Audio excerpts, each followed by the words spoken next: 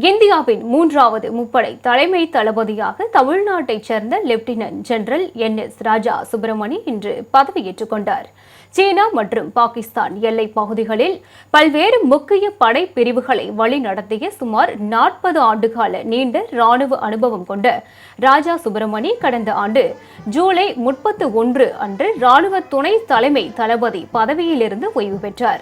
அதன் பின்னர் தேசிய பாதுகாப்பு கவுன்சில் செயலகத்தில் ராணுவ ஆலோசகராக பணியாற்றி வந்தார். ஜெனரல் அனில் சபுகானுக்கு நேற்றுடன் பதவிக்காலம் முடிவடைந்த நிலையில் NS ராஜா சுப்பிரமணி இன்று பதவியேற்றார். இதனைத் தொடர்ந்து டெல்லியில் உள்ள தேசிய போர் நினைவிடத்தில் மலர் வளையம் வைத்து வீர வணக்கம் செலுத்தினார்.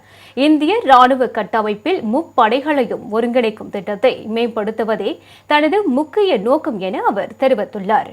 முப்படை தலைமை தளபதி பதவிக்கு தமிழ்நாட்டைச் சேர்ந்த ஒருவர் நியமிக்கப்படுவது இதுவே முதல் முறையாகும். முப்படை தலைமை தளபதியுடன் சேர்த்து மத்திய பாதுகாப்பு அமைச்சகத்தின் கீழ் இயங்கும் ராணுவ விவகாரங்கள் துறையின் செயலாளராகவும் இவர் செயல்படுவார்.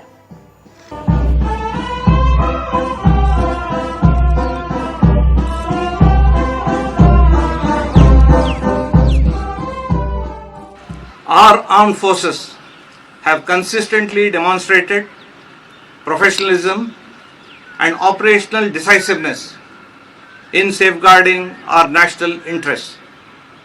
We are committed to protect the sovereignty and territorial integrity of our country.